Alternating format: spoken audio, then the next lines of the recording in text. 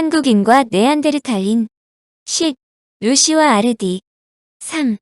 아르디 등장. 인류학은 매우 어려운 학문 중의 하나다.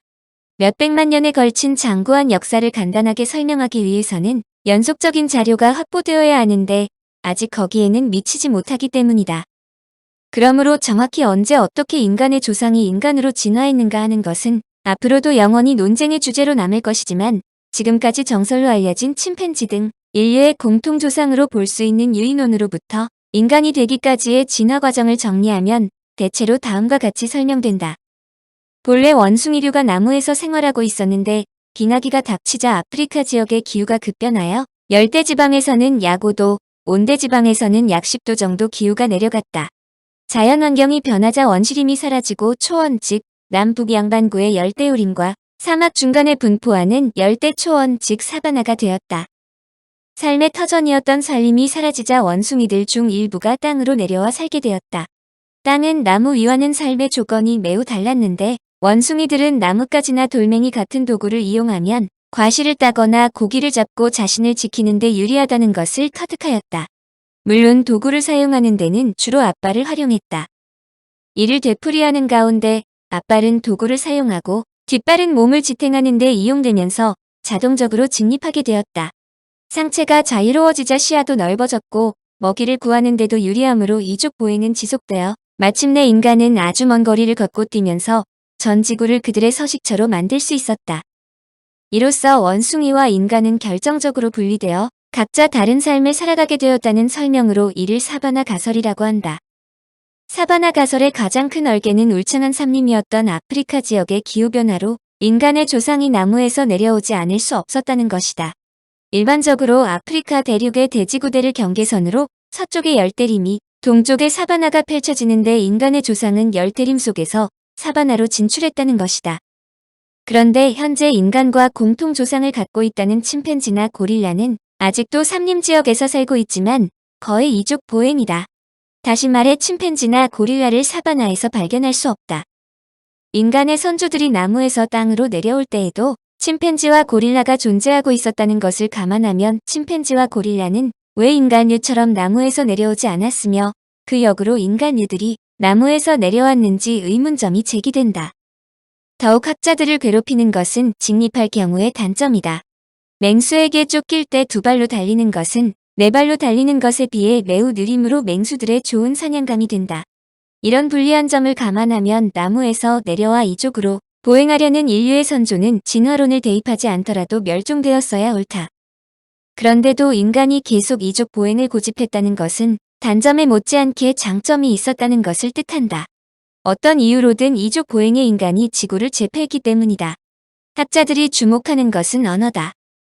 사바나로 내려온 인간류는 집단 생활을 시작했고 자연적으로 의사소통을 위한 언어가 필요해져서 처음에는 간단한 손짓 발짓이 점차 복잡하고 풍부한 음성 언어로 발달하였다. 손과 언어의 사용은 두뇌 발달을 촉진시켰고 종래에는 모든 동물 중에서 왕자의 자리를 차지하는 중요한 요인이 되었다는 것이다. 그 과정에서 또 한 번의 비약적인 발전이 바로 불을 사용할 수 있게 된 것이다. 불의 사용은 인간과 다른 동물을 확연하게 구분짓는 계기가 되었다. 불은 음식을 익혀 먹는 데 유용할 뿐만 아니라 추위로부터 몸을 지킬 수 있고 맹수로부터의 공격도 막아주었다. 처음에는 화산 폭발이나 번개로 인해 산림이 불타자 불붙은 나뭇가지 등을 동굴로 가져왔을 것이다. 고제어 천연의 불을 이용하는 데서 한 발 더 나아가 인공적으로 불을 피우는 방법을 터득했다. 불을 자유자재로 사용할 수 있게 되자 인간은 다른 동물들을 제치고 지구상에서 가장 무서운 동물로 자리 잡았다. 불과 언어의 사용은 뒤에서 다시 설명한다. 그러나 고인류에 대한 비약적인 발전으로 인해 사바나 가설의 문제점이 서서히 드러나기 시작했다. 사바나 가설로만 인간류가 지상으로 내려와 현대의 인간 선조가 되었다는 설명이 명확하지 않다는 것이다.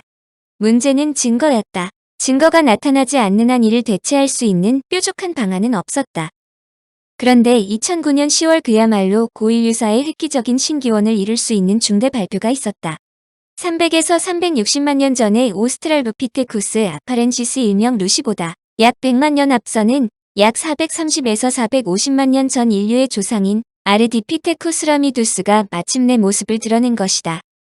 아르디피테쿠스라미두스는 1995년 1월 화이트 교수가 요한슨이 루시를 발굴한 곳에서 남쪽으로 72km 떨어진 에티오피아 미들 아와시강 지역의 아라미스에서 발견한 것으로 그 속명은 땅 위에 사는 유인원이라는 뜻을 지니고 있다. 화이트 박사의 지휘하에 수집된 유골은 엄청났다. 13만 5천 가지 이상의 골반 다리뼈, 발뼈, 손뼈, 발목뼈, 이빨이 붙은 아래턱뼈와 머리뼈가 수집되었다. 이들은 최소 36개별 원인을 대표하며 아르디의 두개골은 125개로 이루어졌다. 학자들이 놀란 것은 이렇게 풍부한 해부학적 표본이 그동안 발견된 적이 없기 때문이다.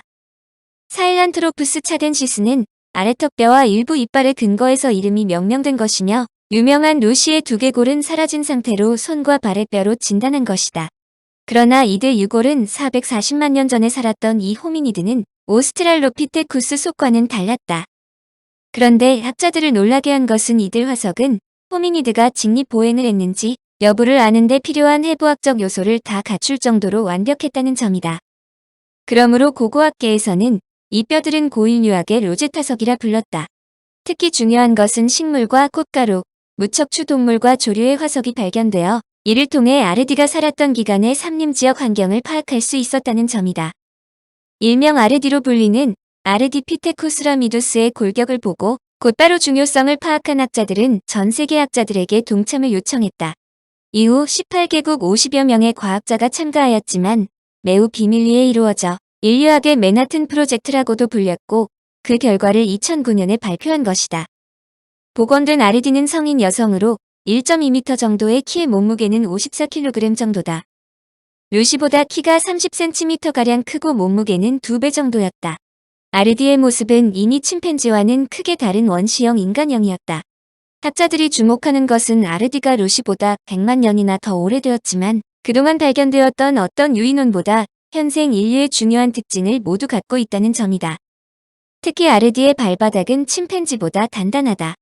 단단한 발바닥은 지뢰처럼 작용해 두 발로 걷기 쉽게 만들어준다. 현대 인류도 발바닥은 단단하다. 하지만 아르디의 발은 진화적 전이의 단면도 보여준다. 여전히 엄지발가락이 다른 발가락들과 마주보는 형태였다. 이는 아르디가 발을 사용해 물건을 잡을 수도 있고 나무를 잘 올라갈 수 있었다는 것을 의미한다. 특히 나뭇가지를 발로 잡고 팔을 움직여 접근하기 어려운 자리에 위치한 과일 등을 쉽게 딸 수 있는 구조였다. 즉 아르디의 팔은 길고 다리는 짧은 데다 발가락의 구조상 나무를 오르거나 잡는 데 유용한 구조이지만 다리의 골격 등을 볼 때 두 발로 직립보행했다는 것을 의미한다. 학자들이 더불어 주목한 것은 치아 그리고 아르디가 살았을 당시의 주변 환경이었다. 놀라운 것은 치아 구조였다.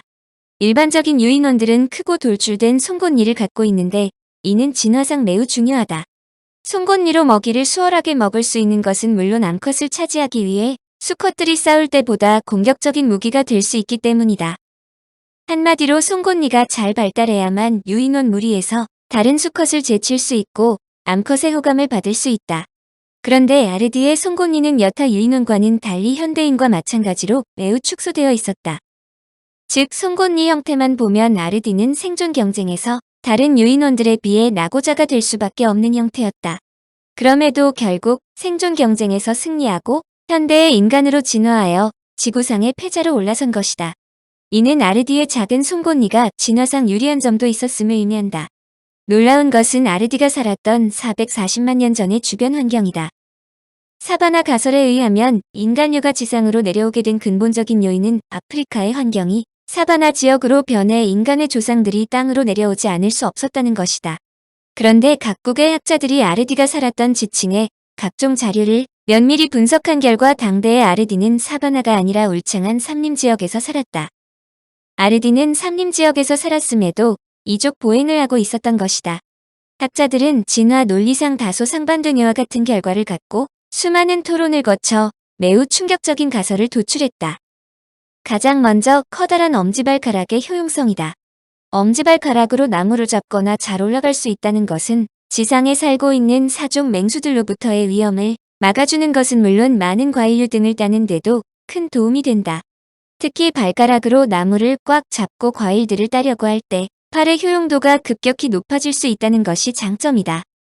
이는 아르디의 손은 멸종된 원숭이와 비슷하지만 강한 엄지와 유연한 손가락으로 물건을 세게 쥘 수 있다는 것으로도 알 수 있다.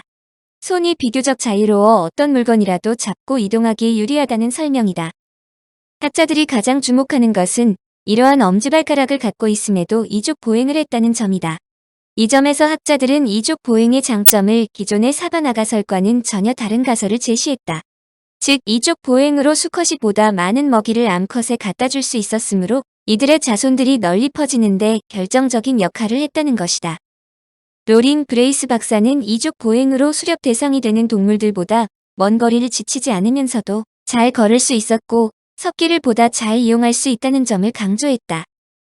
오스트랄로피테쿠스에서 진화된 호모 에렉투스는 수렵 대상이 되는 동물들보다 강한 걸음걸이로 사냥감을 지속적으로 움직이도록 만들고 또한 먹이를 먹지 못하게 하여 결국 쓰러지게 만들었다.